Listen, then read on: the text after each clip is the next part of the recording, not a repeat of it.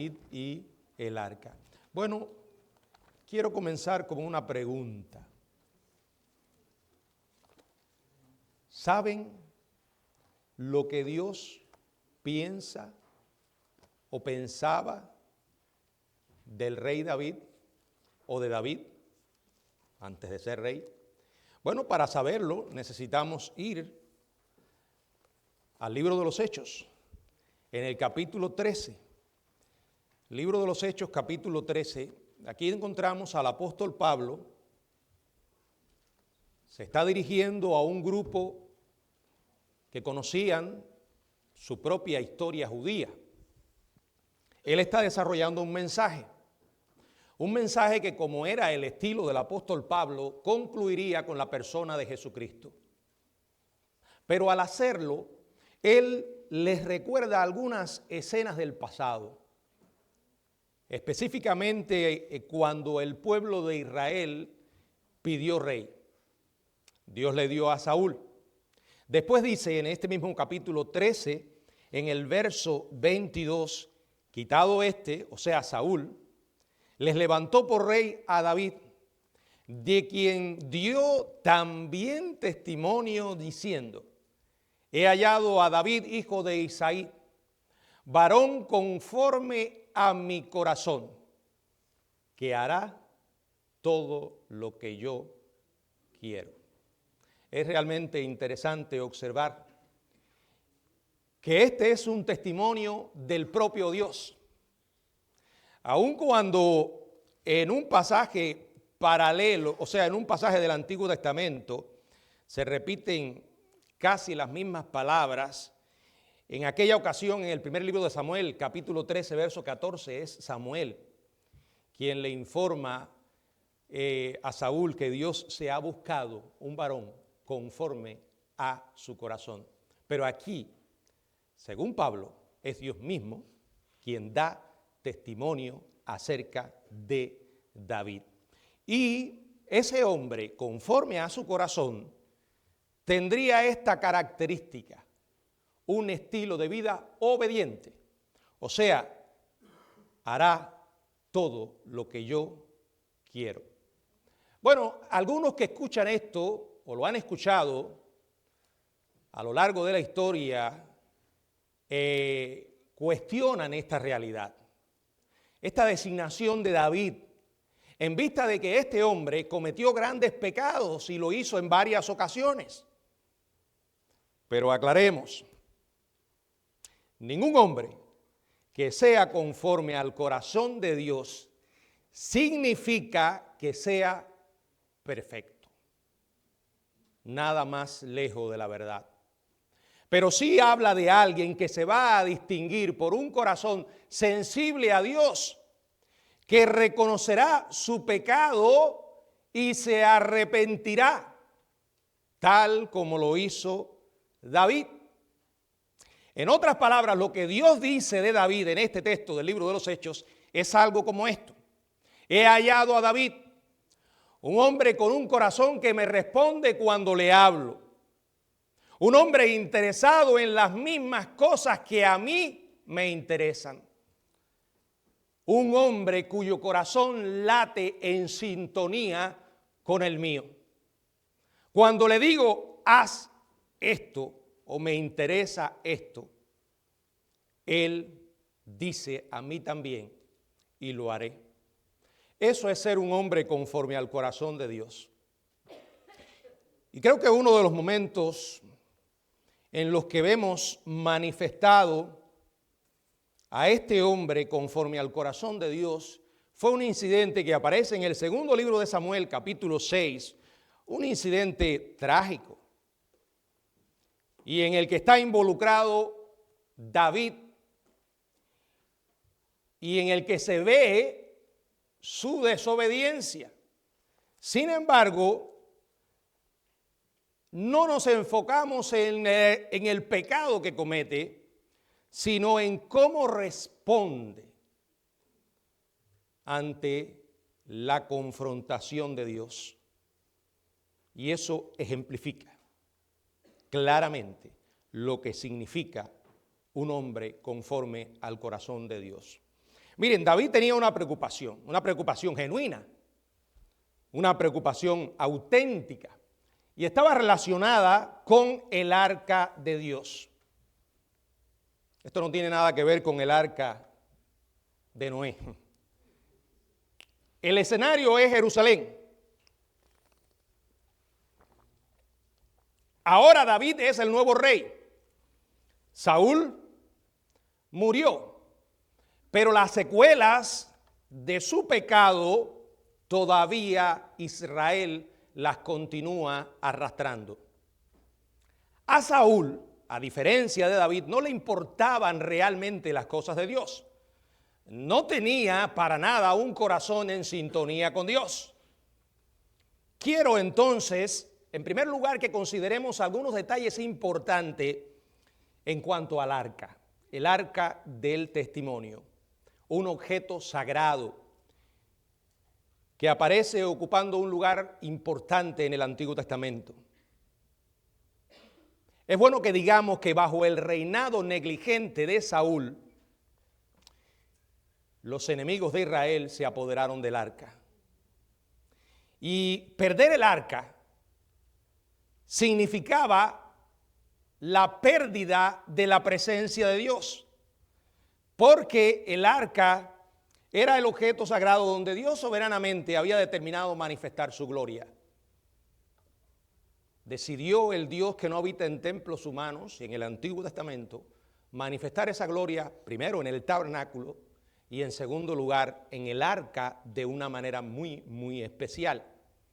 La pérdida en consecuencia del arca era la pérdida de la presencia de Dios, porque allí moraba su gloria sobre el arca del testimonio que debía estar ubicada en el tabernáculo. Luego que David asciende al trono, dentro de sus prioridades se da el arca del testimonio, cuando se percata de que no estaba. Él era el líder, era el rey, sabía que esa arca debía regresar. ¿Puede haber una intención más noble? Buenas intenciones, una preocupación espiritual. Pero como nos vamos a dar cuenta muy pronto, las buenas intenciones no bastan. Por noble que sean, por espirituales que sean. No solo se trata de hacer la voluntad de Dios o buscar la gloria de Dios, pero es necesario hacerlo a la manera de Dios. Y cuando digo a la manera de Dios, es como Él ha revelado en las Escrituras. Porque si Dios se tomó el trabajo para escribir algo o registrar algo, es porque es importante. El Dios de la Biblia, que habla una y otra vez en el Antiguo Testamento, fue muy específico y muy claro, por ejemplo, sobre el tabernáculo. Hay pasajes largos que por momentos cuando uno lo lee pueden mostrarse o provocar tediosos, donde repite una y otra vez ciertas cosas, donde hay detalles presentados minuciosamente, no solo acerca del tabernáculo, hay cuestiones de la ley que también son muy específicas. Es cierto, nosotros hoy no tenemos ese tabernáculo, tampoco los objetos sagrados que habían dentro de él, tampoco estamos bajo esos rituales específicos acerca de la ley, pero para nosotros esa revelación es una revelación del carácter de Dios. El Dios que no cambia, el Dios que es el mismo ayer, hoy y por los siglos, el Dios que sigue siendo santo, el Dios que sigue encendiéndose en ira cuando su pueblo no le obedece. La gran diferencia entre el antiguo pacto y el nuevo es lo que podríamos llamar el paraguas de la gracia, el Señor Jesucristo. Si muchos creyentes hoy no caen muertos como cayó, quien vamos a ver, Usa, o los hijos de Aarón cuando ofrecieron fuego extraño, es por la pura gracia de Dios. Pero en ninguna manera significa que Dios ha cambiado. y que ya no es el mismo. Y que el Dios del Nuevo Testamento ahora es un Dios más blandengue, que se ha endulzado y aflojado con el peso de los años. Ese no es el Dios de la Biblia. Dios no es como nosotros, que a medida que el peso de los años nos golpea, nos vamos volviendo diferentes. No, Dios no es así. No lo es. David estaba preocupado por el arca. En el segundo libro de Samuel, capítulo 6, se nos dice cómo logró que el arca fuera a Jerusalén. Quiero leer los versos del 1 al 5. David volvió a reunir a todos los escogidos de Israel, 30,000. Y se levantó David y partió de Baala, de Judá con todo el pueblo que tenía consigo, para hacer pasar de allí el arca de Dios, sobre la cual era invocado el nombre de Jehová de los ejércitos, que mora entre los querubines. Pusieron el arca de Dios sobre un carro nuevo y la llevaron a la casa de Abinadab, que estaba en el collado. Y Usa y Ahío, hijos de Abinadab, guiaban el carro nuevo. Cuando lo llevaban de la casa de Abinadab, que estaba en el collado con el arca de Dios, Ahío iba delante del arca. Y David y toda la casa de Israel danzaban delante de Jehová, con toda clase de instrumentos de madera de haya, con arpas, salterios, panderos, flautas, címbalos, tenía todo. Y realmente estaba gozoso. La motivación de David era espiritual. Como un pueblo de Dios, de manera típica practicaban las danzas, pero había un problema, como vamos a ver inmediatamente. No estaban andando en obediencia. ¿Está David regocijándose? ¿Está David celebrando? Sabiendo que el arca del testimonio regresaba al lugar donde debía estar con el pueblo de Israel. Ahora, vamos a tomarnos un momento para explicar en qué consistía el arca del testimonio. Primero, el nombre significa caja o cofre. Fue fabricado, o el modelo se le dio a Moisés por Dios mismo. Tal como la construyeron, era que Dios había ordenado. Fue Dios muy específico. El arca estaba hecha de madera. Todas estas cosas que voy a describir están en la Biblia, por orden de Dios. Tenía forma rectangular y estaba cubierta por dentro y por fuera con láminas de oro. En la parte superior de ese cofre, que era abierto, había un querubín de oro. Esa parte de arriba se llamaba propiciatorio. A cada lado de esa cubierta había un querubín de oro. Estos ángeles de oro estaban frente a frente, con sus alas extendidas sobre la cubierta de oro. Estos ángeles habían sido fabricados mirando al cofre. Estos querubines debían ser pequeños porque de haber sido muy grandes, la parte superior del arca sería muy pesada y difícil de transportar. Dentro del arca habían 3 objetos sagrados. Un vaso de oro que contenía el maná del desierto, la vara de Aarón, las tablas de piedra del pacto. Dios había prometido que se encontraría con su pueblo sobre el propiciatorio. ¿Por qué? Porque lo quiso. En consecuencia, el arca era santa, separada para Dios. Y vuelvo a repetir, no perdamos de vista este punto clave. Tan cuidadoso fue Dios con sus instrucciones acerca de ella, que hasta les dijo cómo debían transportarla. En el libro de Éxodo, en el capítulo 25, los versos del 12 al 15, leemos estas palabras, Éxodo 25, del 12 al 15. Fíjense que en los versículos del 10 hasta el 22, están todos los detalles del arca. Luego viene la mesa para el pan de la proposición, el candelero de oro. Era lo que hablaba hace un momento, ¿verdad? Muchos detalles. Para nosotros muchas veces no tienen mucho significado, pero debemos recordar que no perdamos de vista que aquí tenemos una revelación del carácter de Dios, de cómo a Dios le importa la manera como tú y yo nos acercamos a Él. Dice el verso del 12 al 15, fundirás para ella 4 anillos de oro, que pondrás en sus 4 esquinas, 2 anillos a un lado de ella y 2 anillos al otro lado. Harás unas varas de madera de acacia, las cuales cubrirás de oro, y meterás las varas por los anillos a los lados del arca, para llevar el arca con ella. Las varas quedarán en los anillos del arca, no se quitarán de ella. Fíjense, ¿puede Dios ser más detallado que esto?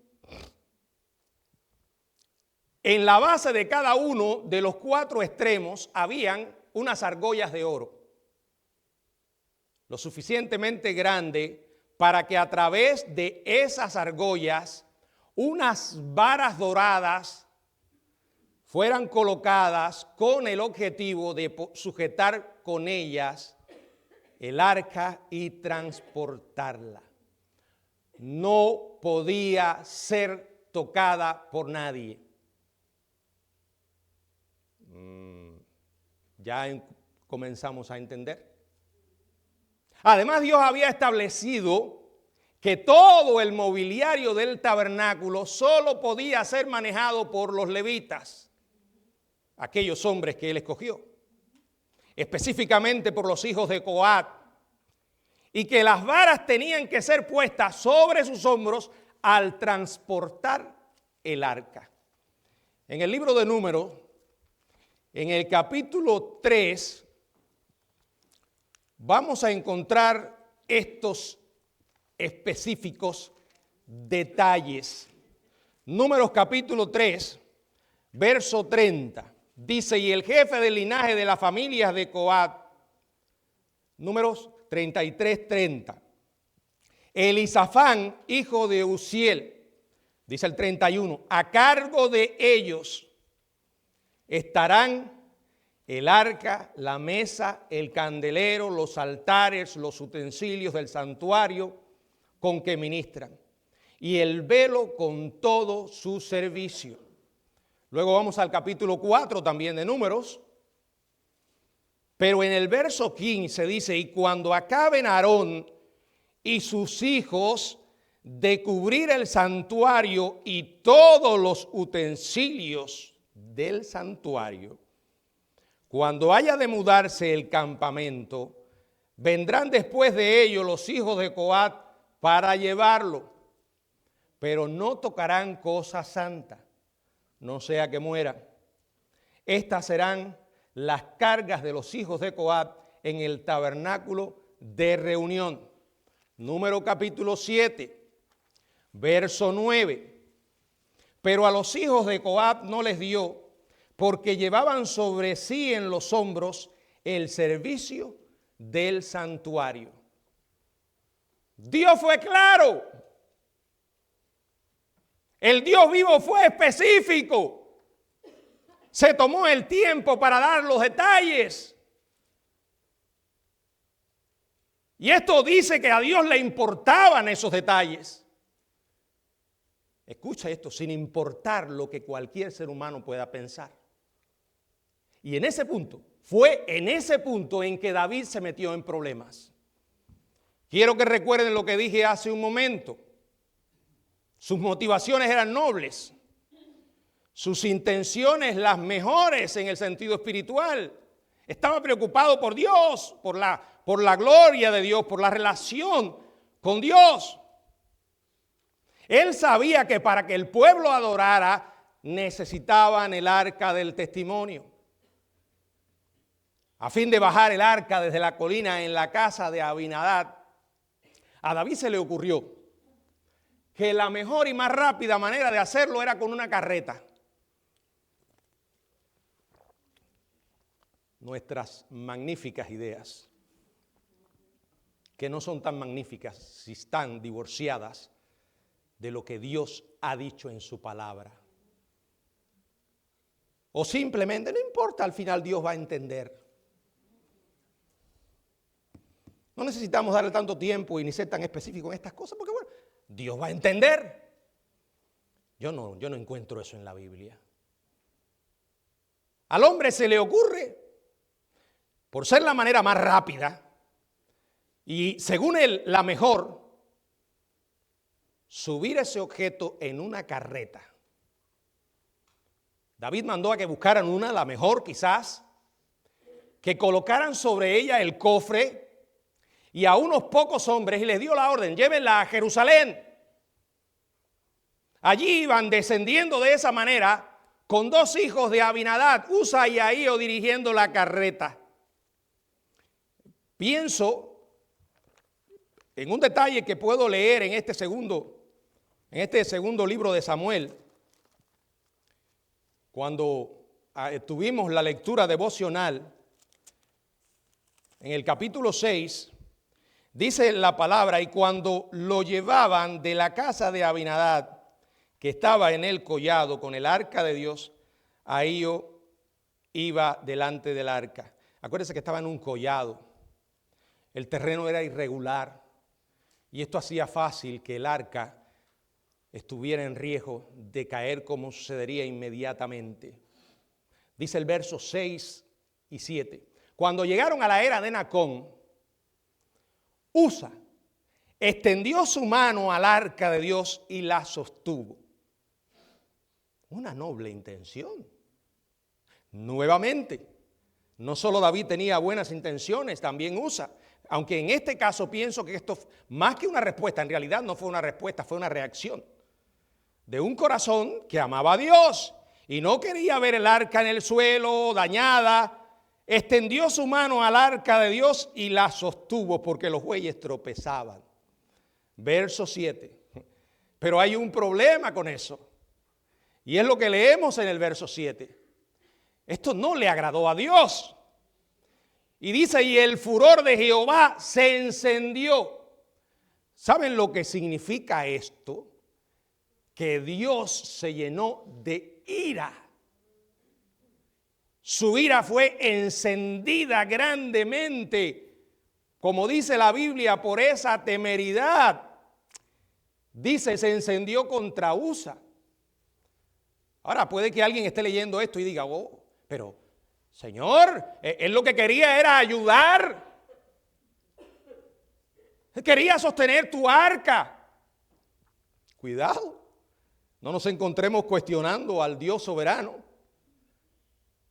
Y no solo esto, dice, y lo hirió allí Dios por aquella temeridad y cayó allí muerto junto al arca de Dios.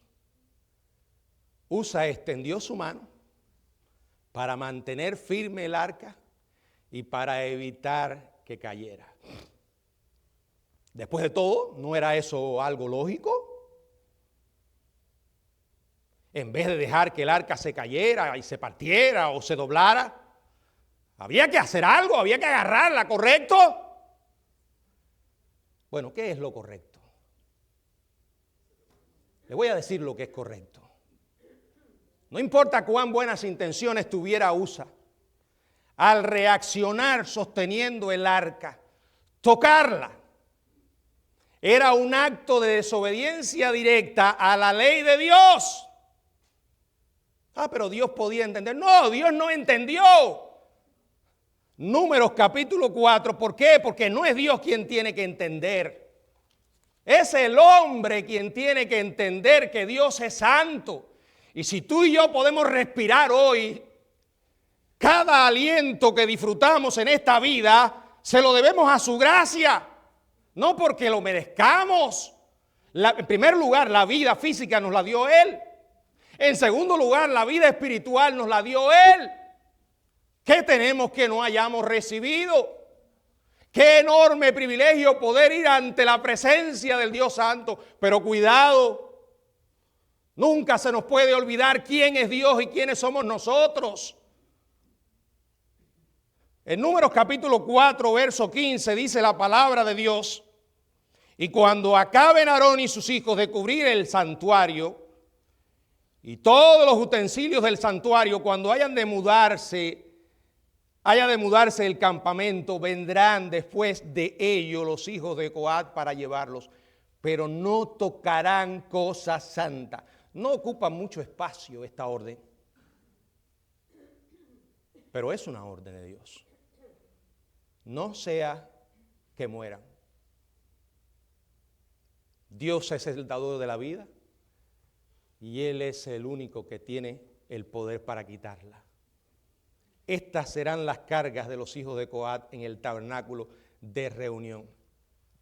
Los coatitas tenían la responsabilidad entregada por Dios, de transportar los muebles del tabernáculo, incluyendo el arca del testimonio. Pero solo después, según este texto, que Aarón y sus hijos la hubieran cubierto.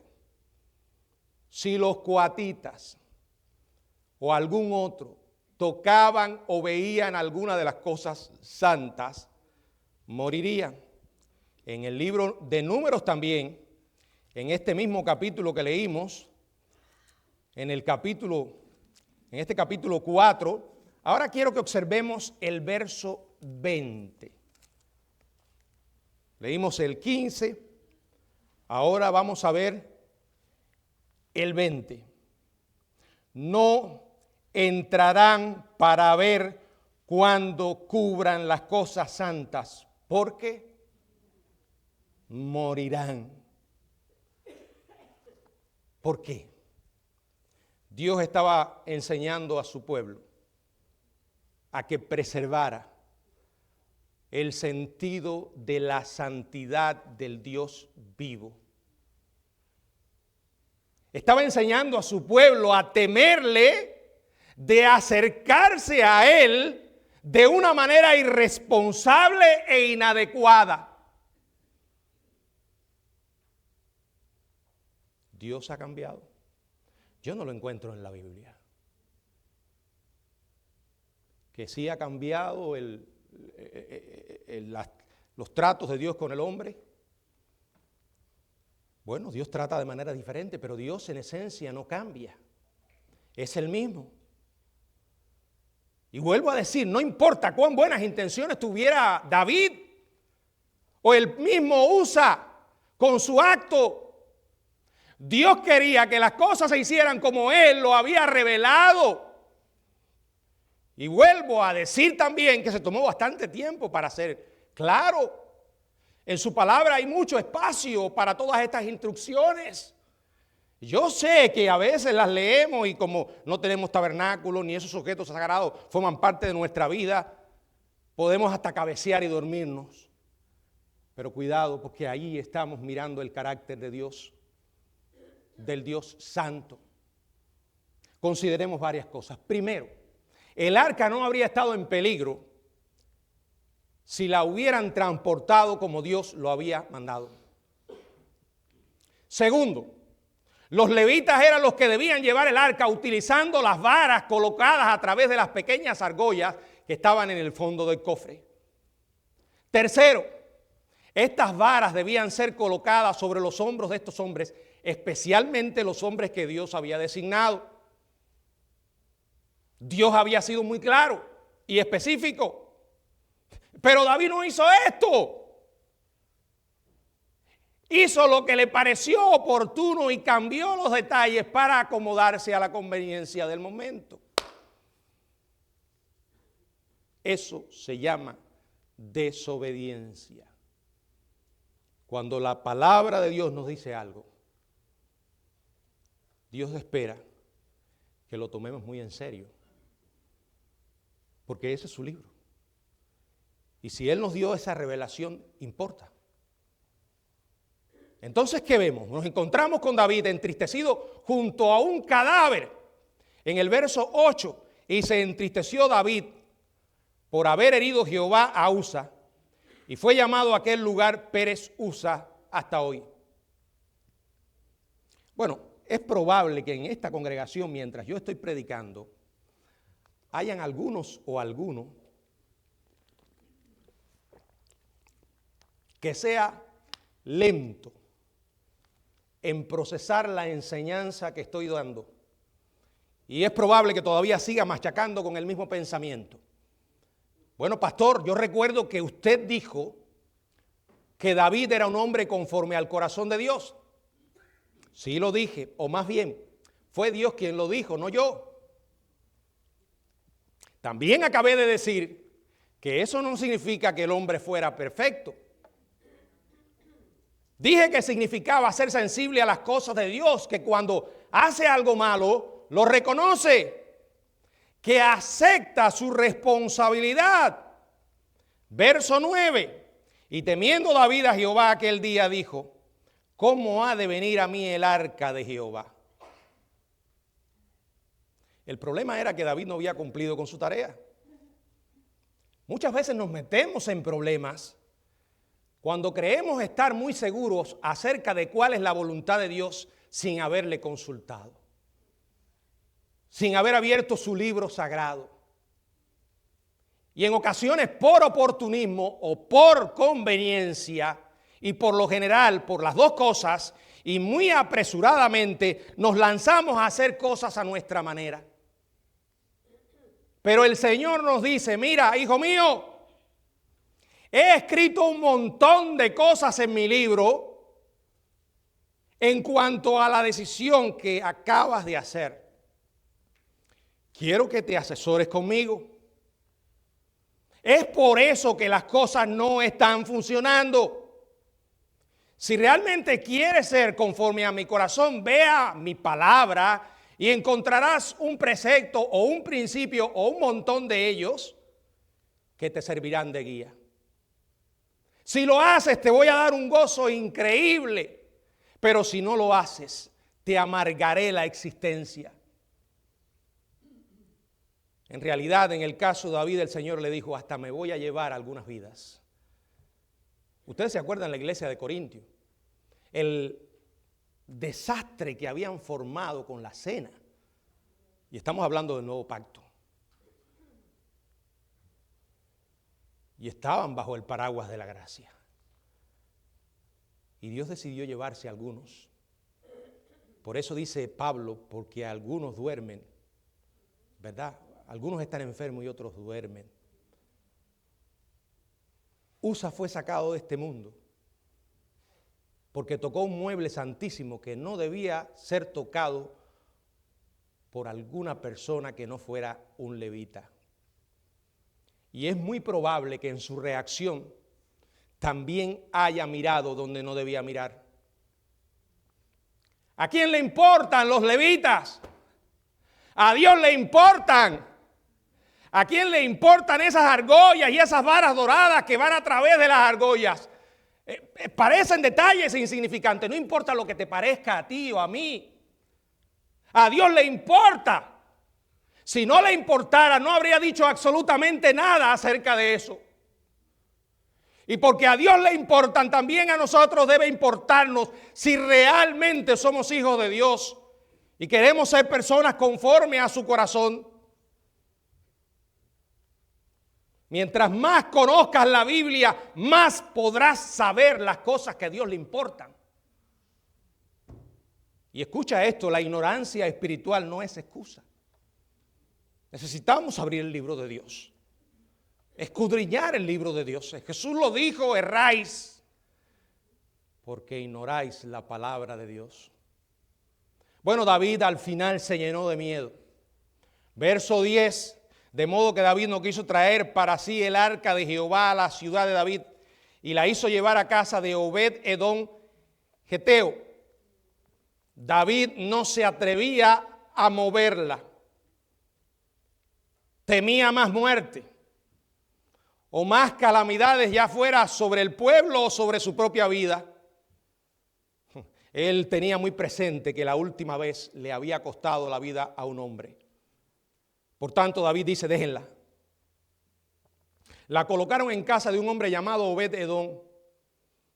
Transcurren 3 meses. Ahora David está preocupado, se pregunta qué será lo que está ocurriendo con el arca. Quiero que esa arca del Señor esté aquí. O sea, todavía él permanecía con ese anhelo espiritual. Y está allá en casa de un hombre llamado Obed-Edom. ¿Qué pasa? Que Obed estaba disfrutando de lo lindo, las bendiciones de Dios, porque allí estaba la presencia de Dios. Verso 12, fue dado aviso al rey diciendo, Jehová ha bendecido la casa de Obed-Edom y todo lo que tiene a causa del arca de Dios. Entonces David fue y llevó con alegría el arca de Dios de casa de Obed-Edom a la ciudad de David. Aquí dice que la llevó, no entra en detalles tan específicos como los que podemos ver en el primer libro de Crónicas, en el capítulo 15. Es un pasaje paralelo, pero en él hay detalles. Los versos, primer libro de Crónicas, capítulo 15. Verso 1, hizo David también casas para sí en la ciudad de David, arregló un lugar para el arca de Dios y le levantó una tienda. Entonces dijo David, el arca de Dios no debe ser llevada. Este hombre aprendió. Yo pienso que esa es una de las cosas de un corazón conforme al corazón de Dios. Dice, el arca no debe ser llevada sino por los levitas, porque a ellos ha elegido Jehová para que lleven el arca de Jehová y le sirvan perpetuamente. Y congregó David a todo Israel en Jerusalén para que pasasen el arca de Jehová a su lugar, el cual le había él preparado. Reunió David también a los hijos de Aarón y a los levitas, de los hijos de Coat, Uriel el principal y sus hermanos. Bueno, ahí está una lista bien específica. Verso 12. Y les dijo, vosotros que sois los principales, padres de la familia de los levitas, santificaos vosotros y vuestros hermanos, y pasar el arca de Jehová, Dios de Israel, al lugar que le he preparado.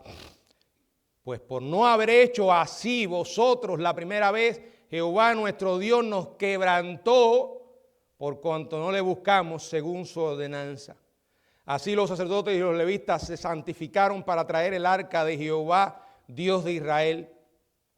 Y los hijos de los levitas trajeron el arca de Dios puesta sobre sus hombros en las barras, como lo había mandado Moisés, conforme a la palabra de Jehová. Por no haber David consultado antes al Señor, por haber David antes haber salido disparado como un rayo para hacer su trabajo, se metió en grandes problemas. Pero este es un hombre que aprende. La tragedia más grande es no aprender de las cosas que nos suceden. Ahora lo reconoce y hace exactamente las cosas como Dios quiere que se hagan. Y aquí viene la gran pregunta, pastor, ¿qué es lo importante? ¿Cuál es el gran mensaje acerca de las varas y las argollas? El mensaje en nuestra vida, hermanos. A veces no queremos tomarnos el tiempo para darle a Dios lo mejor. Somos muy buenos en nuestro trabajo, en otras tareas, pero para Dios, bueno, Él entiende. No queremos tomarnos el tiempo para buscar las varas. O no queremos tomarnos la molestia de poner las varas sobre los hombros. Lo que quiero decir es que para nosotros resulta mucho más fácil utilizar una carreta. Y a veces nos encontramos en la iglesia del Señor que en lugar de parecer un santuario espiritual es más parecido a una finca llena de carretas, sin pensar que Dios fue claro y que Él no merece una carreta. Además, a Él le importan los detalles pequeños. Si el Señor le importó tanto como para revelarlo en la palabra y como para preservarlo, le importa lo bastante como para que nosotros hagamos las cosas a su manera.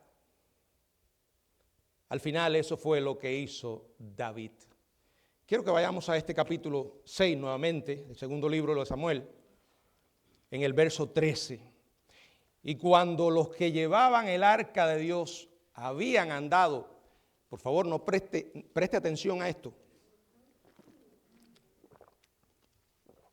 Y cuando los que llevaban el arca de Dios habían andado 6 pasos, él sacrificó un buey y un carnero engordado. ¿Por qué ahora obedece de tal manera?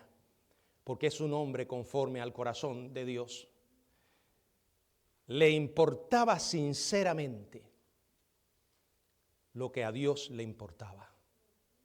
No era un barniz religioso, no hablaba de labios afuera. Cuando la Biblia dice que es un hombre conforme a el corazón, el interior.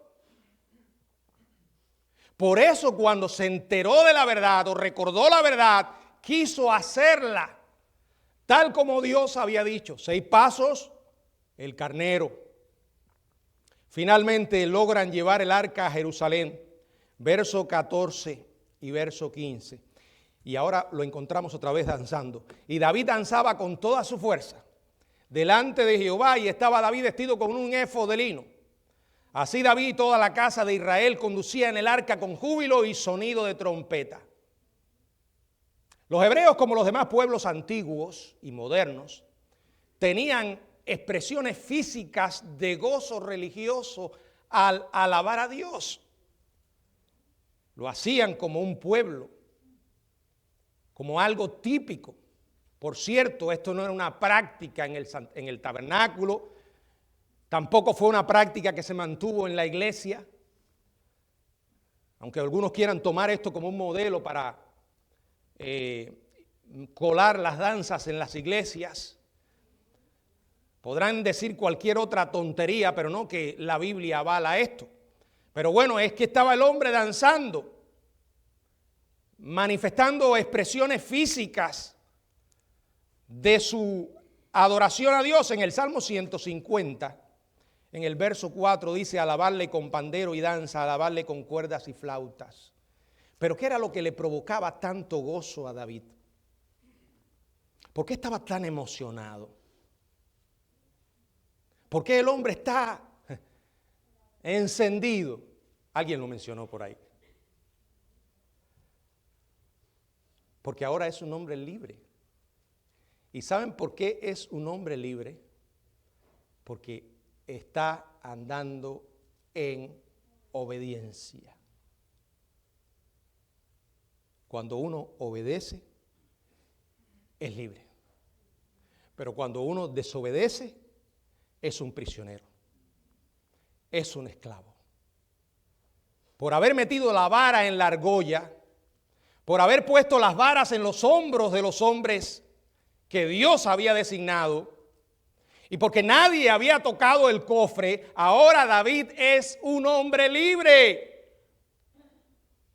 Porque Dios ve todo el escenario, porque pone a prueba nuestra obediencia. Y escuche esto, lo hace con cosas tan pequeñas como una argolla, una vara y un hombre. Ese sigue siendo nuestro Dios. Y en las decisiones que tú y yo tomamos todos los días, estamos reflejando qué lugar ocupa Dios en nuestra vida. El concepto que tenemos de nuestro Dios. Ahora quiero advertirles algo. Cuando eres verdaderamente libre, las personas que no lo son, y generalmente son personas que no viven en obediencia, se van a sentir incómodos con tu libertad. En el segundo libro de Samuel, también en el capítulo 6, verso 16, cuando el arca de Jehová llegó a la ciudad de David, aconteció que Mical, hija de Saúl, miró desde una ventana y vio al rey que saltaba y danzaba delante de Jehová y le menospreció en su corazón. Pero este hombre estaba regocijado porque estaba obedeciendo. Andaba ofreciendo holocaustos y bendiciendo al pueblo. Allí estaba la presencia de Dios, porque donde hay obediencia está Dios. Más que cualquier otro ritual o cualquier otra práctica. Donde hay obediencia está Dios. Luego distribuye comida entre los que están participando de esta celebración. El hombre estaba rebosando de gozo, de alegría. Inmediatamente después se va a su casa extasiado. Sube las escaleras lleno de gozo, abre la puerta y se encuentra a Mical. Verso 20. Volvió luego David para bendecir su casa y saliendo Mical a recibir a David le dijo, allí comenzó a ladrarle, ¿cuán honrado ha quedado hoy el rey de Israel? Descubriéndose hoy delante del rey, descubriéndose hoy delante de las criadas de sus siervos, como se descubre sin decoro cualquiera. No, prácticamente estaba comparando a David con los hombres inmorales, estos que hoy se ponen a bailar y a desnudarse, hombres y mujeres, delante de otros, con objetivos o propósitos sensuales. Pero esto no lo era lo que David estaba haciendo. Pero David se niega a que esa mujer le impusiese su reacción, porque David estaba enfocado ¿en quién? En Dios, en obedecerle. Y escúcheme bien, eso es lo que realmente nos debe importar, hermanos. En el segundo libro de Samuel, capítulo 6, verso 21, entonces David respondió a Mical.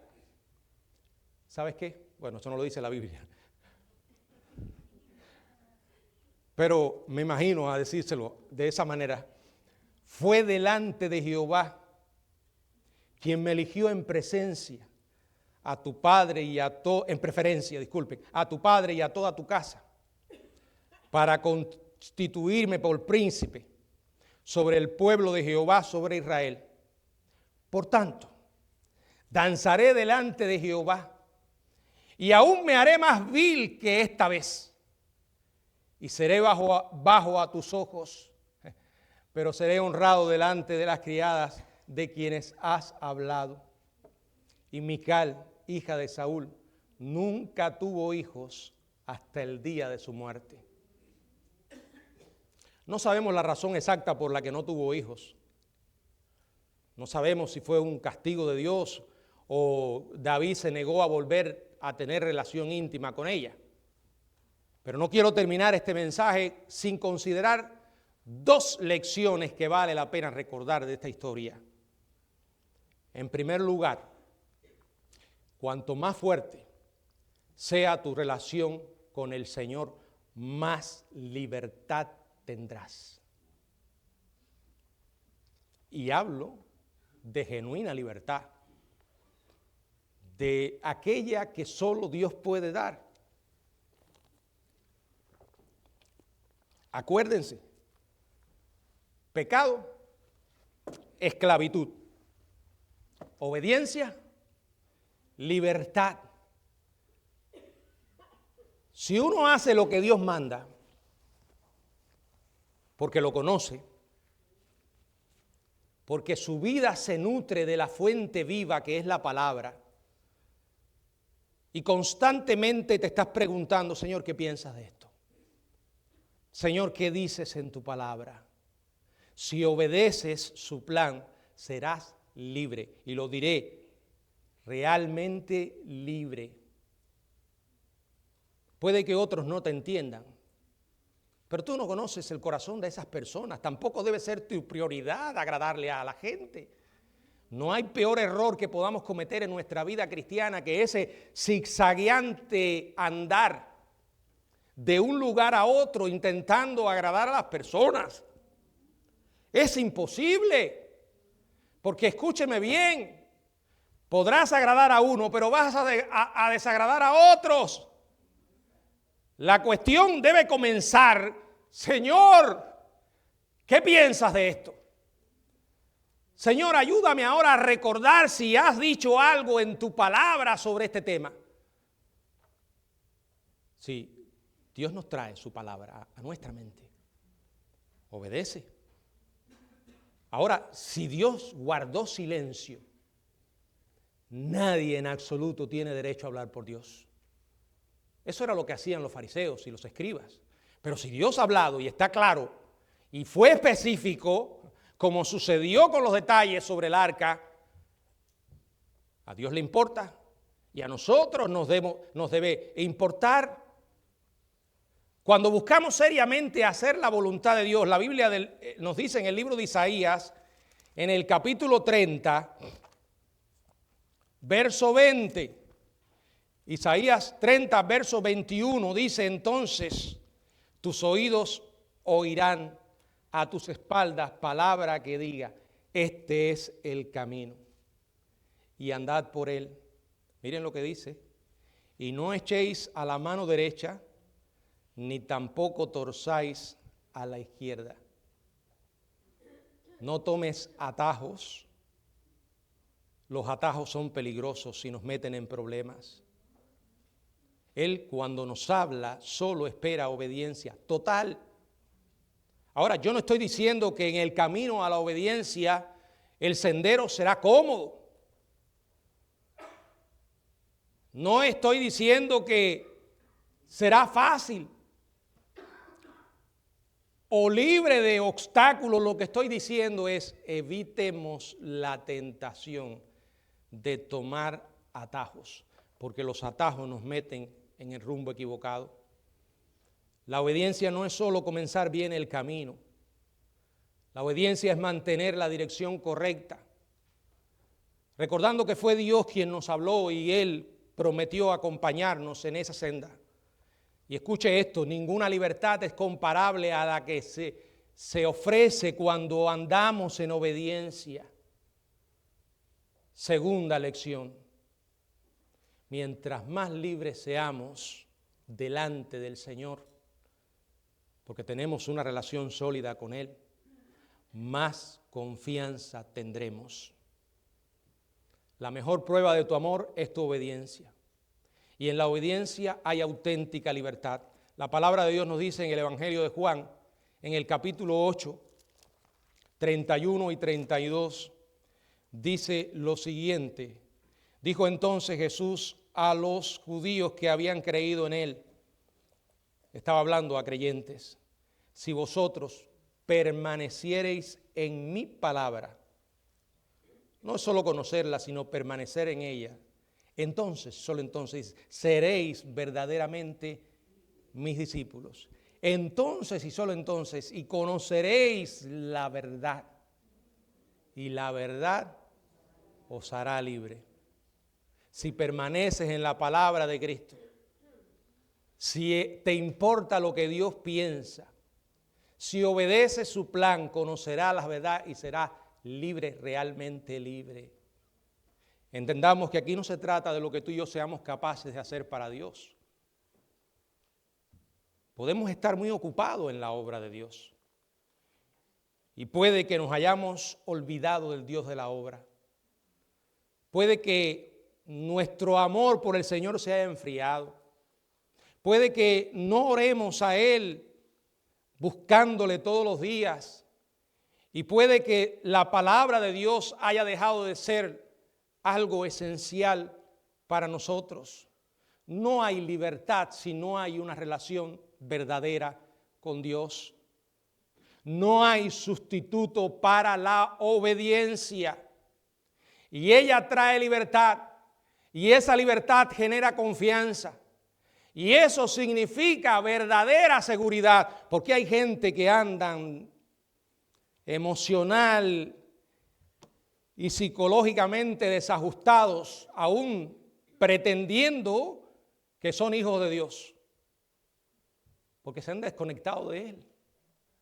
Y cuando te desconectas de Dios, empiezas a tomar malas decisiones. Y cuando te desconectas de Dios, tu relación con otros se vuelve imposible. Y a cualquiera nos puede pasar. Te está hablando el Señor. Por cierto, Él nunca deja de hacerlo. Somos nosotros los que dejamos de escucharle. Pero en momentos nos encontramos regateando con Él, sustituyendo lo que Dios nos está diciendo con algo que se nos ocurrió. No lo hagas. Toma en serio a Dios. No esperes más. Obedece hoy mismo. Todos tenemos personalidades complicadas. La vida no es tan simple, porque nosotros no somos seres simples. Dios nos creó de esa manera. A veces tenemos rasgos testarudos en nuestro carácter. Tenemos una naturaleza carnal que nos arrastra en la dirección contraria a donde está el altar del sacrificio. Nos gusta devolver el golpe, protestar, aún sabiendo que va en contra de la voluntad de Dios. Nos gusta presumir de nuestra voluntad fuerte, pero Dios no deja de hablar. Y Él espera la obediencia. Si tú eres líder de esta iglesia, como lo soy yo, tenemos que tener mucho cuidado en pensar que los estándares de Dios han descendido. Hay gente que ha rebajado a Dios a su imagen. No es simplemente el amigo como cantábamos acá, y que Jesús dijo, ya no os llamaré amigos, ya no os llamaré siervos, sino amigos. Hoy lo que se ha creado son amigotes. O sea, Dios es un amigote, alguien muy parecido a mí, que va a aguantar todo lo que se me ocurra. Hermanos, hay un enorme peligro cuando empezamos a usar carretas. Cuando dejamos de vivir una vida de excelencia para todo lo que hacemos para Dios. Él merece lo mejor. Es más, Él espera lo mejor. Intento darle lo mejor, pero el diablo tratará de que no lo hagamos. Todos tenemos la tentación de tomar atajos y de autoengañarnos pensando Él va a entender. Miren, un día Dios dirá, se acabó, no más. No más. Lo que estás ofreciendo a Dios lo estás ofreciendo con todo el corazón. Es una respuesta al amor que Él manifestó para ti. Él es el único que merece todo lo mejor. Si David lo olvidó por un momento, le costó muy caro. Pero el hombre aprendió.